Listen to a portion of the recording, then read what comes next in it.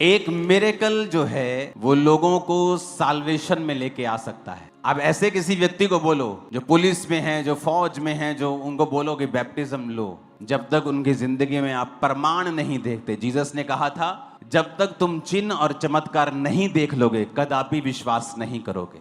Italy में Venice नाम की एक जगह है जहां सब बॉलीवुड लोग सब घूमने जाते हैं, वहां जो पानी के ऊपर बसा हुआ है।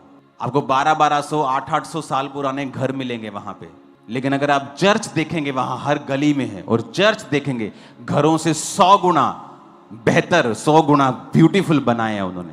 राजे का अपना पर्सनल चर्च था, लोगों के हर मोहल्ले का अपना पर्सनल, हर एक व्यक्ति का वहां पे आना जाना था चर्च के अंदर।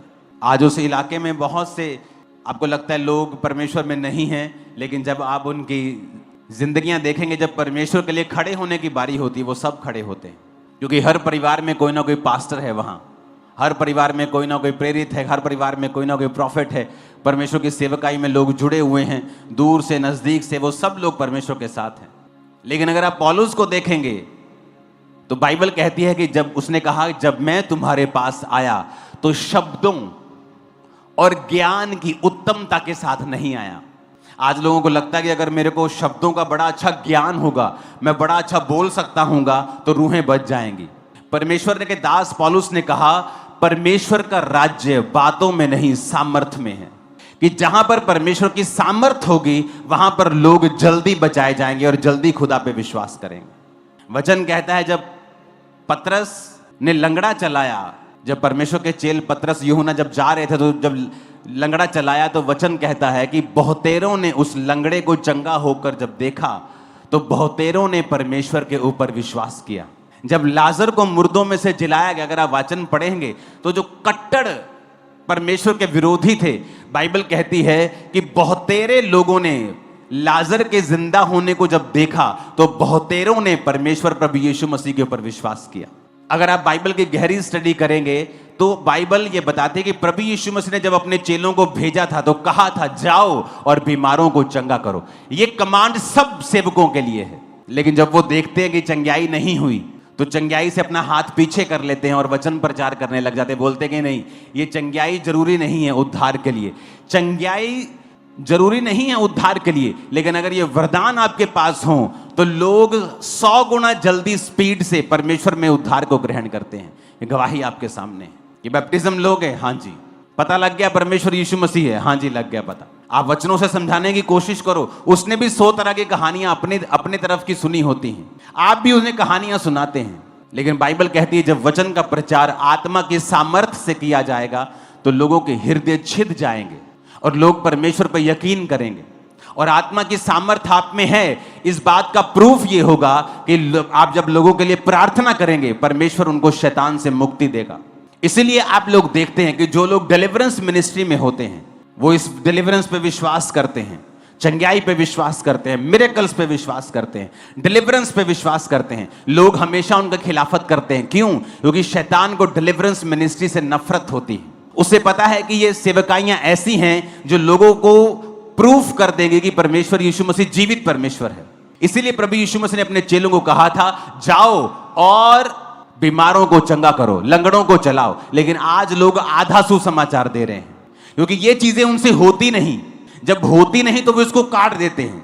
आप आधा सुसमाचार क्यों प्रचार कर रहे हैं? आप पूरा सुसमाचार प्रचार कीजिए। आप पापों के विषय में भी बताइए, आप उद्धार के विषय में भी बताइए, आप हीलिंग के विषय में जिसके लिए प्रभु यीशु मसीह ने कोड़े खाए हैं उसके बारे में भी बताइए। वो मिरेकल करता है उसके बारे में भी बताइए। शैतान भी मिरेकल करता है, शैतान जीसस क्राइस्ट के जैसे बड़ा मिरेकल नहीं करता। वो लंगड़ों को चला नहीं सकता है, वो चिन्ह चमत्कार दिखाता है, ओछे मिरेकल्स करता है। जैसे जब मूसा गया तो उन्होंने भी वही किया, उस लाठी को सांप बना दिया, ये कर दिया। लेकिन एक समय आया कि वो मूसा के जैसे मिरेकल्स नहीं कर सके, क्योंकि शैतान की पावर लिमिटेड है। आपके अंदर जो सामर्थ्य है वो अनलिमिटेड है। आप बड़े काम करेंगे, आपके बच्चे भी बड़े काम करेंगे। शैतान के अंदर अनलिमिटेड पावर है, वो लंगड़ों को नहीं चला सकता, वो दुष्ट आत्मा को निकाल नहीं सकता है।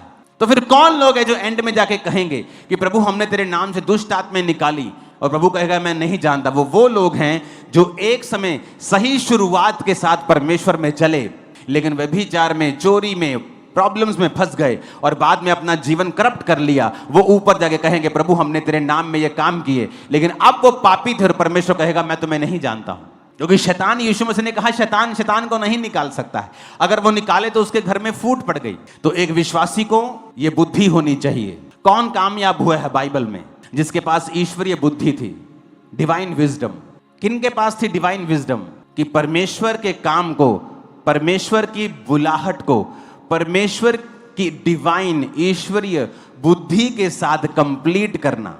रूथ को देख लो, एस्तर को देख लो।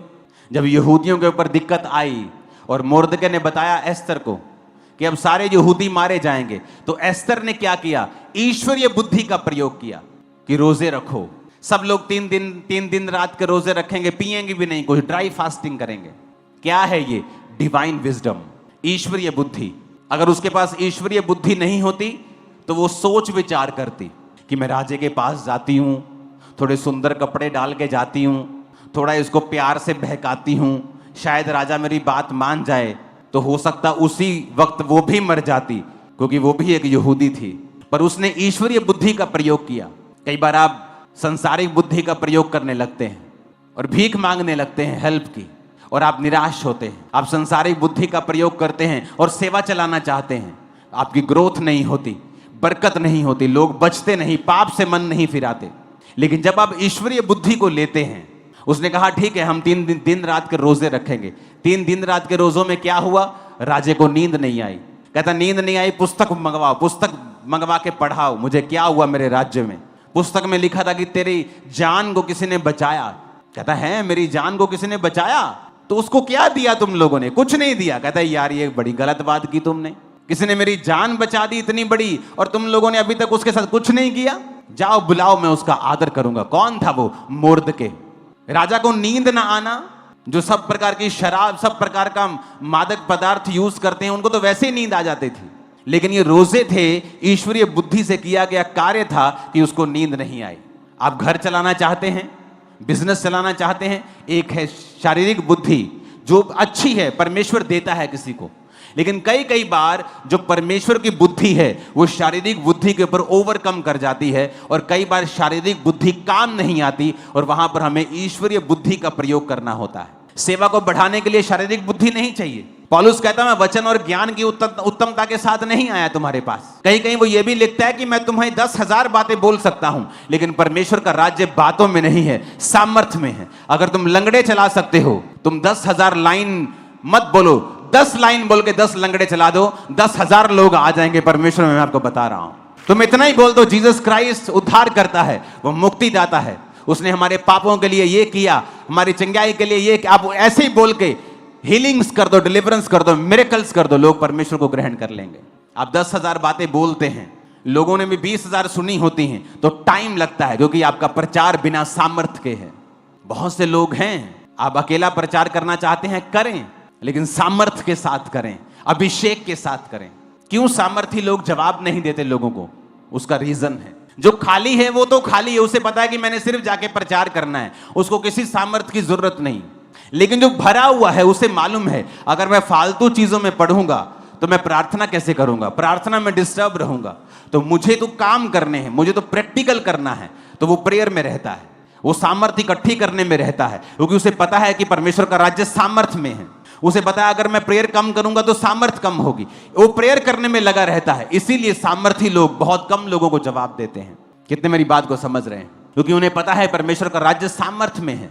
जीसस ने कहा जाओ और लंगड़ों को चलाओ। कौन है जो आज उसकी आज्ञा को पूरा कर रहा है? हम आधा अधूरा सुसमाचार सुनाते हैं, और दूसरी बात जो अच्छा सुना रहे हैं उनके भी खिलाफ चलते हैं। तो परमेश्वर ने क्या कहा? हाय तुम पर अगर सब तुम्हें भला कहें, हाय तुम पर अगर सब तुमसे प्यार करें, क्योंकि सब उन भविष्यद्वक्ताओं से प्यार करते थे जो सब परमेश्वर के खिलाफ थे, जो परमेश्वर के खिलाफ भविष्यद्वक्ता थे, झूठे भविष्यद्वक्ता, सब उनसे प्यार करते थे, वचन कहता है। लेकिन बाइबल कहती है अगर तुम मेरे नाम के कारण सताए जाते हो तो धन्य हो, ये परमेश्वर का आत्मा तुम्हारे अंदर वास करता है। निशानी है ये, कॉन्ग्रेचुलेशन, उसका आत्मा आपके अंदर है। तो आपको ये बात समझनी है कि मुझे आपको डिवाइन विजडम चाहिए। पौलुस के अंदर डिवाइन विजडम थी, उसे मालूम था मुझे रूहें कैसे बचानी है, कि मैं ज्ञान की उत्तमता के साथ रूहें नहीं बचा पाऊंगा अगर जब तक मैं सामर्थ्य में नहीं बढ़ूंगा। तो वो फास्टिंग्स करते थे, प्रार्थनाएं करते थे, जीवन इस तरह से अपना बिताते थे कि परमेश्वर का मसा उनकी जिंदगी के ऊपर रहे। लेकिन जिन लोगों को सामर्थ्य इकट्ठा करने का कोई शौक नहीं है, आप उनको 10 तरह की बातों में उलझा सकते हैं, वो उलझे भी रहेंगे, क्योंकि उनको तर्क वितर्क करने का रोग है, क्योंकि वो फ्री हैं, उन्हें सामर्थ्य की जरूरत नहीं है। लेकिन वचन कहता है कि अगर आपको रूहें बचानी है तो परमेश्वर का राज्य सामर्थ्य में है, बातों में नहीं है। अगर आप नीति वचन 9 की 1 आयत को पढ़ेंगे तो उसमें लिखा हुआ है कि बुद्धि ने अपना घर बनाया और उसके 7 खंबे गड़े हुए हैं। और जब आप 10-11 आयत को पढ़ते हैं तो लिखा है बुद्धि के द्वारा तेरी आयु भी बढ़ती है और तेरे जीवन के वर्ष अधिक होते हैं। लोग बोलते हैं जितनी लिखी है उतनी लिखी है, तुम अपनी आयु में कुछ बढ़ा घटा नहीं सकते। लेकिन वचन इसका इनकार करता है। वचन क्या कहता है 11 आयत में, मेरे द्वारा यानी बुद्धि के द्वारा तो तेरी आयु बढ़ेगी और तेरे जीवन के वर्ष अधिक होंगे। फिर से मैं 1 2 3 बोलूंगा, आप बोलेंगे बुद्धि के द्वारा तेरी आयु बढ़ेगी, तेरे जीवन के वर्ष अधिक होंगे। 1 2 3 क्या कहता है वचन कि बुद्धि के द्वारा तेरी आयु बढ़ेगी और तेरे जीवन के वर्ष क्या होंगे, अधिक होंगे। इसका मतलब आप अपनी आयु को क्या कर सकते हो, बुद्धि के द्वारा बढ़ा सकते हो। अपने वर्षों को क्या कर सकते हो, बढ़ा सकते हो, कि बुद्धि के द्वारा तेरी आयु बढ़ेगी। तो ये आपके हाथ में है। परमेश्वर ने कहा अगर तू डिवाइन विजडम से चलेगा, और बुद्धि मिलती कैसी है, ईश्वरीय बुद्धि आती कैसे है, वो 10 आयत में लिखा हुआ है। कहता है यहोवा का डर मानना बुद्धि की क्या है, शुरुआत है। आप चोरी करने लगते हैं, आपको परमेश्वर का डर आता है, आप हट जाते हैं। आप पाप करने लगते हैं, आपको परमेश्वर का डर आता है, आप हट जाते हैं। इसका मतलब परमेश्वर की जो बुद्धि है वो शुरू हो चुकी है। सुलेमान के अंदर ईश्वरीय बुद्धि थी, और वचन कहता है कि इस दुनिया में जिस भी काम पर वो हाथ लगाता था वो कामयाब होता था। उसी बुद्धि की वजह से वो सबसे ज्यादा अमीर था, क्योंकि वो बुद्धि बाइबल कहती है कि परमेश्वर ने उसको दी थी। आज बहुत से घरों में प्रॉब्लम्स हैं बुद्धि ना होने की वजह से। बहुत से बिजनेस रन नहीं हो पा रहे बुद्धि ना होने की वजह से। बहुत सी सेवकाइयों में रिजल्ट नहीं है बुद्धि ना होने की वजह से। और इसको पाना कोई बहुत मुश्किल बात नहीं है। उसका पहला काम है, उसने कहा कि यहोवा का अगर तू भय मानना शुरू कर दे तो बुद्धि की शुरुआत तेरी लाइफ में हो जाएगी। भजन संहिता 19 उसकी 7 आयत में लिखा है यहोवा की व्यवस्था खरी है, वो प्राण को बहाल कर देती है और उसके नियम विश्वास योग्य हैं, साधारण लोगों को बुद्धिमान बना देते हैं। अगर आपको परमेश्वर की बुद्धि है आप इस दुनिया में कामयाब हो सकते हैं, सेवकाई में कामयाब हो सकते हैं, कि आप बुद्धि से चल रहे हैं। ईश्वरीय बुद्धि जो परमेश्वर ने आपको दी है। आपकी सांसारिक बुद्धि तो कुछ कह रही है, लेकिन ईश्वरीय बुद्धि कुछ और कह रही है। आपकी सांसारिक बुद्धि क्या कह रही है मैं इसको बताता हूं अभी, लेकिन ईश्वरीय बुद्धि क्या कह रही है, वचन में लिखा है कि तू अपना पलटा खुद मत लेना, यहोवा के क्रोध को अवसर देना, वही तुम्हारा पलटा लेगा। यह ईश्वरीय बुद्धि है। सांसारिक बुद्धि क्या है मैं इसको बताता हूं, ये मेरे खिलाफ बोलता है, इसको बताता हूं मैं। ईश्वरीय बुद्धि क्या है, तू अपना पलटा खुद ना लेना। सांसारिक बुद्धि है कि मैं इसका इनडायरेक्ट कोई नुकसान करता हूं। ईश्वरीय बुद्धि है कि पलटा लेना परमेश्वर ने कहा मेरा काम है। तो हर एक चीज में जब आप ईश्वरीय बुद्धि को अप्लाई करना शुरू कर देते हैं, आपकी लाइफ ऑटोमेटिकली दूसरों से कहीं अधिक अलग और ऊंची नजर आती है कुछ ही सालों में। और जितना आप प्रैक्टिकल करते जाते हैं, आप देखते हैं कि आपने परमेश्वर के वचन को माना। बुद्धि तो कुछ और कहती थी, लेकिन बाइबल की बुद्धि, ईश्वरीय बुद्धि कुछ और कहती थी। और जब मैंने इसको माना तो मेरी लाइफ में यह रिजल्ट आया। यूसुफ के भाई कुछ और थे, यूसुफ कुछ और था, क्योंकि वो ईश्वरीय बुद्धि से चल रहा था। जब वो गड्ढे में गया और बिक गया, और जब पोती पर के घर में नौकरी करने लगा, उसी ईश्वरीय बुद्धि के कारण जो उसके अंदर थी, परमेश्वर ने उसको वहां भी ब्लेस किया।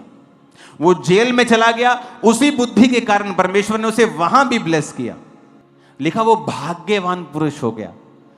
इतनी मुसीबतों के बावजूद भी बाइबल उसे भाग्यवान पुरुष कह रही थी, और उसी बुद्धि के कारण उसने राजा के स्वप्नों को बताया, उसी बुद्धि के कारण वो प्रधानमंत्री की पोस्ट तक पहुंच गया। तो आपके पास दो चॉइस होते हैं, अगर आप सांसारिक रीति से चलना चाहते हैं या आप ईश्वरीय रीति से चलना चाहते हैं। अगर आप ईश्वरीय बुद्धि से चलेंगे, आप अपने आप को कुछ ही सालों में दूसरों से कहीं अधिक ऊंचा पाएंगे, टॉप पे होंगे आप, मैं आपको बता रहा हूं। बशर्ते आप अपनी बुद्धि से नहीं, आप परमेश्वर की बुद्धि से चलें। और कैसे शुरुआत होती है इसकी? यहोवा का भय मानना बुद्धि की क्या है? शुरुआत है। आप निंदा करने में घबराते नहीं, आपके अंदर परमेश्वर की बुद्धि नहीं है। आप चुगली करने समय घबराते नहीं, आपके अंदर परमेश्वर की बुद्धि नहीं है। आप सांसारिक रीति से बहुत बुद्धिमान हो सकते हैं, लेकिन ईश्वरीय रीति से आप बिल्कुल भी बुद्धिमान नहीं हैं। वचन कहता है कि यहोवा की व्यवस्था खरी है, प्राणों को बहाल करती है, उसके नियम विश्वास योग्य हैं, साधारण लोगों को बुद्धिमान बना देते हैं। अगर आपके अंदर परमेश्वर की बुद्धि नहीं तो आप पा सकते हैं। पहला काम, परमेश्वर से डरना, पाप ना करना। दूसरा काम, परमेश्वर के वचनों को रोज पढ़ना। नीति वचन 2 उसकी 3 से 6 में लिखा है, यदि तू प्रवीणता और समझ के लिए अति यत्न से पुकारे, उसको चांदी के समान ढूंढे, गुप्त धन के समान उसकी खोज में लगा रहे, तो यहोवा के भय को तू समझेगा और परमेश्वर का ज्ञान तुझे प्राप्त होगा। पुकारना, याकूब उसकी 1:5 में लिखा है, अगर तेरे पास बुद्धि की कमी है तो प्रभु से मांग, वो बिना उलाहना दिए सबको उदारता से देता है और उसको दी जाएगी। और इससे पहले अगर आप 1 से 4 आयत पढ़ेंगे तो वहां पर परीक्षाओं का जिक्र है, जहां वो कह रहा है कि परीक्षा में तू अपने धीरज को संभाल के रख। फिर कह रहा है कि बुद्धि को मांग, क्योंकि जब आपके अंदर परमेश्वर की बुद्धि होती है आप परीक्षा में स्थिर रह सकते हैं। जब डैनियल के जीवन में परीक्षा आई, परमेश्वर में सही चलने के बावजूद भी उसे बंदी बनाकर ले जाया गया, फिर भी उसने परमेश्वर की बुद्धि को नहीं छोड़ा और कहा मैं ये खाना नहीं खाऊंगा जो बाइबल के वचनों के खिलाफ है। और बाइबल कहती है उसने वो खाना नहीं खाया। ये क्या थी? ईश्वरीय बुद्धि। और इसी वजह से वो बढ़ता गया और अपने साथियों से भी बढ़ता गया और दूसरे लोगों से भी बढ़ता गया, और एक दिन टॉप 3 पे था वो। रीजन, ईश्वरीय बुद्धि आई कैसे? परमेश्वर के वचनों के ऊपर चल के। कहता अगर तू अति यत्न से पुकारे, चांदी के समान उसे ढूंढे, धन के समान उसकी खोज में लगा रहे। कि वचन क्या कहता है? एलीमलेक ने क्या किया, नियोमी ने क्या किया? जब परीक्षा आई तो ईश्वरीय बुद्धि का प्रयोग नहीं किया कि फिर क्या हो गया, अगर परमेश्वर के घर में रोटी की कमी है तो हम यहीं रहेंगे, परमेश्वर प्रोवाइड करेगा। क्योंकि यहां पर आराधना है।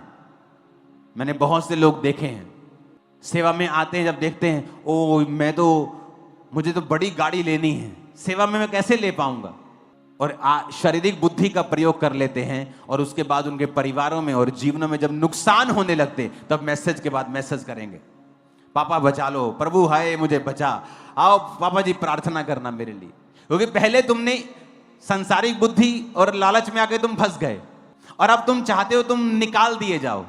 अब ऐसा पॉसिबल नहीं होगा, क्योंकि पहले तुम्हें ईश्वरीय बुद्धि को पूछना था कि क्या ये मैं ये काम करूं, क्योंकि हो सकता है परमेश्वर वहीं पर आपको इतनी बरकत दे और साथ में सुख भी दे जो आपको वहां मोआब में जाके नहीं मिलेंगे। वचन क्या कहता है?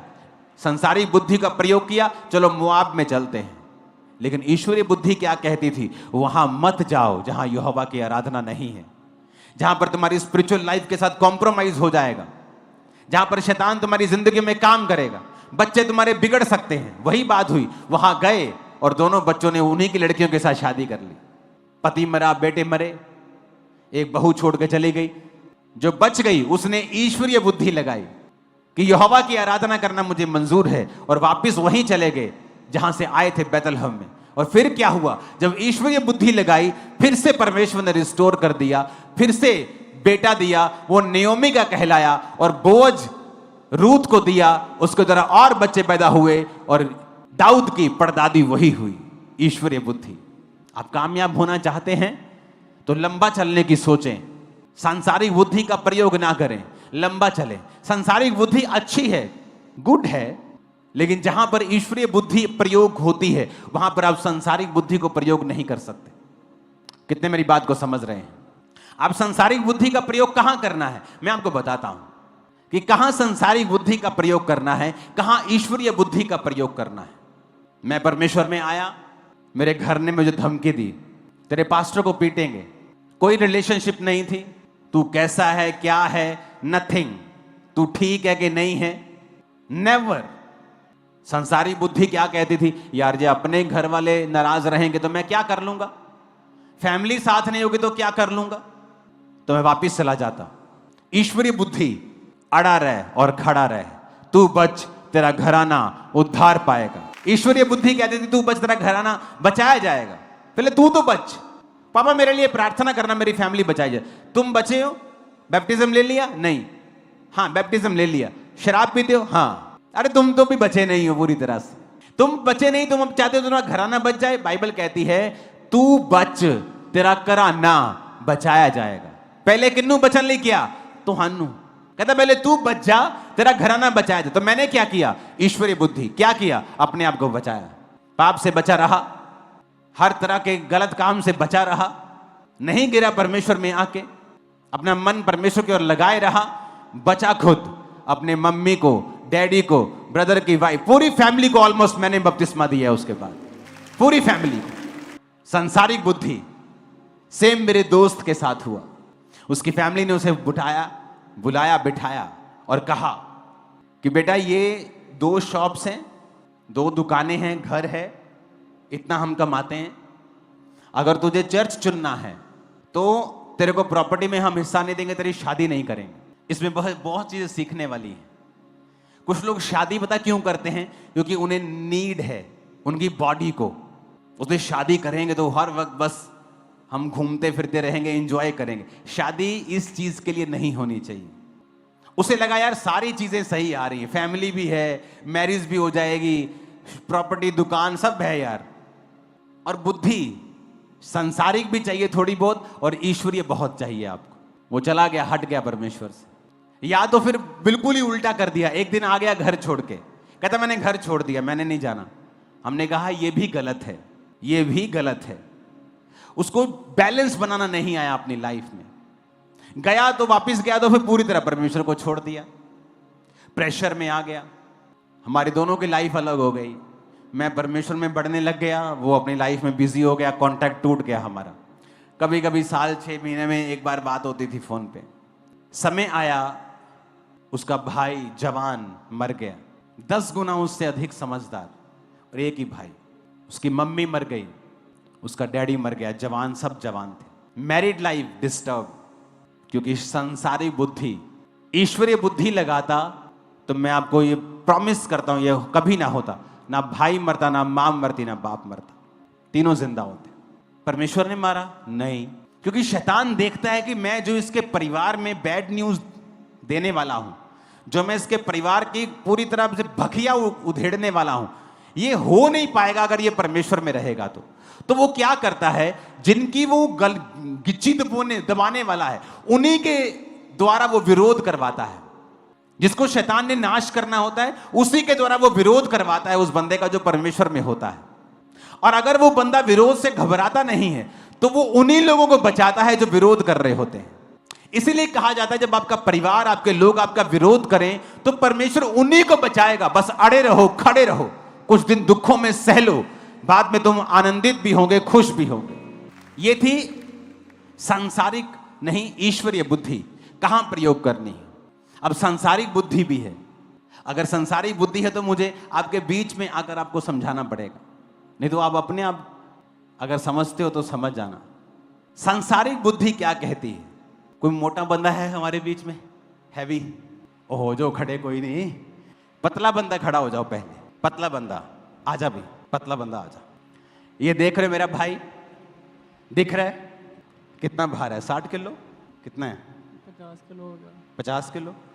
अब परमेश्वर ने आपको बनाया, अगर ये 50 किलो का है, इसका जो हार्ट है वो उतना ही है, और जो मोटा बंदा है हमारे बीच में उसका हार्ट भी उतना ही है। समझ गए? बहुत से लोग आज प्रेयर लाइन में खड़े होंगे, घुटनों में तकलीफ है। आपके घुटने एक टायर की तरह हैं। ऑटो का देखा, ऑटो देखा है ना, एल्टो कार देखिए, छोटे छोटे टायर होते हैं, वो उसके लिए बने हैं। अगर वही टायर मैं ट्रक पे लगा दूंगा तो क्या होगा? ट्रक चल जाएगा। ऐसा नहीं कि चलेगा नहीं, चलेगा। थोड़ी देर के बाद रिम टेढ़े होने शुरू हो जाएंगे, टायर पंचर होना शुरू हो जाएगा। फिर आप प्रेयर लाइन में खड़े होंगे, पास्टर जी ये घुटने ते दुआ करियो, बहुत दर्द कर दे। भार कितना भैन जी? 100 किलो। भैन जी भार कितना? 80 किलो। ते भैन जी दा भार कितना चाहिए? 45, 50, 60। बस ये क्या है? सांसारिक बुद्धि। जब आपका शरीर बड़ा हो जाता है, आपकी किडनी बड़ी नहीं होती, आपका हार्ट बड़ा नहीं होता। आपकी किडनी वही है, 4 inch, 5 inch, 6 inch, 5 inch, 6 inch के बराबर किडनी होती है, इतनी बड़ी। आपकी किडनी का साइज वही है। आपने बॉडी का साइज बढ़ा लिया तो किडनी को ज्यादा काम करना पड़ रहा है। आपका हार्ट उतना ही है, हार्ट को ज्यादा पंप करना पड़ रहा है, ब्लड को पूरी बॉडी में देना है उसने। आप धीरे धीरे बीमार होने लगते हैं। फिर आप प्रेयर लाइन में खड़े होते हैं कि मेरे घुटने में पेन है, मेरे कूल्हे में पेन है, अपना भार कम करो। ये क्या है? सांसारिक बुद्धि। दोनों चाहिए आपको। क्या है? बोलो अपने पड़ोसी को, दोनों चाहिए। एक बार मैं अपना वेट कम कर रहा था मैं, और मेरे स्पिरिचुअल सन ने एक मैसेज किया, कहता पापा जी पहला जो ਤੁਹਾਡੇ चेहरे ते ना ग्रेस वो नहीं लग रही भार घटन तो बाद। मैं कहा गधया, मैं पहला नालों ज्यादा हेल्दी हाँ, बहुत ज्यादा पहला नालों। लोग पता क्या सोचते हैं? मोटा आदमी मतलब आशीषित। अब मैं भार कम कर रहा हूं, कृपया मेरे लिए प्रार्थना मत कीजिएगा मेरा भार बढ़ जाए। हालेलुया। आप समझ रहे मेरी बात को? हार्ट उतना ही है, किडनी वही है, उसका साइज नहीं बढ़ेगा। किडनी नहीं देखती कि अच्छा बंदा 70 का 100 किलो हो गया तो मैं बड़ी हो जाऊं, ज्यादा काम। किडनी वही रहेगी, हार्ट वही रहेगा, लिवर वही रहेगा। आपने शरीर बड़ा कर लिया। आपके पास एक कमरे का, एक बेडरूम, एक किचन का घर था, आपकी नौकरानी रोज काम वाली आती थी, सफाई करती थी। आपने घर बड़ा ले लिया, पर स्टाफ वही है एक। वो कब तक काम करेगा? एक दिन थक जाएगा और छुट्टी कर लेगा। ये नहीं कि काम होगा नहीं, होगा, लंबा नहीं होगा। आप दुनिया में 99% ये देख लो, जितने लोग लंबा जिए हैं सारे पतले लोग मिलेंगे आपको, मोटा कोई नहीं मिलेगा। 99%। अगर आप स्टडी देखेंगे तो 20 साल से लेके 7 साल उम्र कम हो जाती है जो व्यक्ति मोटे हैं। ये सांसारिक बुद्धि है। अब मैं आपको ईश्वरीय बुद्धि सिखा दी, अब मैं सांसारिक भी सिखा रहा हूं। आपके पास दोनों होनी चाहिए। पहले के लोग क्या खाते थे? वो बाजरा भी खाते थे, वो रागी भी खाते थे, कोतरे का आटा भी खाते थे, ज्वार भी खाते थे। आज के लोग क्या खाते? सिर्फ गेहूं। इसलिए वो बीमार हैं। परमेश्वर ने सारी चीजें बनाई। अगर आप लगातार एक ही खाना खाओगे तो परमेश्वर भी आपको बीमार होने से रोक नहीं सकता। आप रोज आटा, रोज चावल खाओगे, आप कभी हेल्दी नहीं रह सकते। आपको चेंज करना होता है। ये क्या है? संसारिक बुद्धि। लेकिन जो ईश्वरीय बुद्धि है वो सबसे टॉप के ऊपर है। अगर वो है, आप कामयाब हो। आमीन। अब टायर तो छोटे छोटे हैं, पर मैंने ऑटो का टायर लिया और ट्रक पे लगा दिया, तो घुटना क्या करेगा? अगर भार 150 किलो हो गया तो वो तो मारेगा चिक्के, वो तो बोलेगा भाई साहब कुछ सोचो, साडा भी कुछ सोच लो भाजी, कटाओ अपने आप नो। आमीन। तो परमेश्वर ने ये बुद्धि दी है, इसलिए उसने आदम को एक अदन के बाग में रखा था और उसने कहा था यहां पर तू रहेगा और काम करेगा। आज कितने लोग हैं जो शारीरिक काम कर रहे हैं? तो बिजी रखो अपने आप को अगर हेल्दी रहना है तो। आप गूगल सर्च कर लो, दुनिया में 99% आपको मिलेगा जो लोग पतले हैं वही लंबा जिए हैं। 99%। 7 साल, 13 साल, 20 साल उम्र कम हो जाती है जब आप ओवरवेट हैं तो, क्योंकि आपका हार्ट, आपकी किडनी, आपके ऑर्गन्स वो बड़े नहीं होते जब आपकी बॉडी बड़ी होती है। और अगर आप एक्सरसाइज नहीं करेंगे, खाना चेंज नहीं करेंगे, तो बीमारी से आप बाउंड हैं, ये कोई रोक नहीं सकता। इसलिए परमेश्वर ने कहा बुद्धि भी प्राप्त कर, समझ भी प्राप्त कर। सांसारिक बुद्धि भी तेरे पास हो, आत्मिक बुद्धि भी तेरे पास हो। तो अब क्या करेंगे? आप प्रेयर लाइन में खड़े होंगे, मेरे घुटने में प्रार्थना करो, और आपको नहीं मालूम आपको अपना वेट कंट्रोल करना है। पहले जाओ हीलिंग लो और अपना वेट कम करो, आपके घुटने पे वेट कम डालो। आपके हार्ट को कम काम करना पड़े, आपकी किडनी को कम काम करना पड़े, उसको इजी करो। आपने एक कमरे का घर लिया, एक स्टाफ रखा, अब 5 कमरे का घर है और स्टाफ एक ही है, कब तक चलाओगे उसे? थक जाएगा वो, थक जाएगा वो, टायर्ड हो जाएगी आपकी किडनी, आपका लीवर थक जाएगा काम करते, ओवर वर्क करते करते करते करते जवाब दे जाएगा। तो सांसारिक बुद्धि भी चाहिए और ईश्वरीय बुद्धि भी चाहिए, कि जहां ईश्वरीय बुद्धि लगानी है, परमेश्वर का कोई काम है, ये परमेश्वर के लिए स्टैंड लेना है, मैं ईश्वरीय बुद्धि लगाऊंगा। सुलेमान क्यों अमीर था? बाइबल कहती है उसे सब प्रकार की सांसारिक और आत्मिक नॉलेज थी। उसे घोड़ों के बारे में मालूम था, मछलियों के बारे में मालूम था, हर चीज के बारे में उसे पता था। और किसने सिखाया? परमेश्वर के भय ने, डर ने। परमेश्वर का डर बुद्धि की क्या है? शुरुआत है। फिर से अपने पड़ोसी को बोलो, प्रभु का डर मानना बुद्धि की शुरुआत है। कि आपको दोनों बुद्धि चाहिए परमेश्वर में आगे बढ़ने के लिए। ईश्वरीय बुद्धि कि परमेश्वर का वचन मुझे इस विषय में क्या कहता है, क्या वो मुझे अलाउ करता है कि मैं ये काम करूं?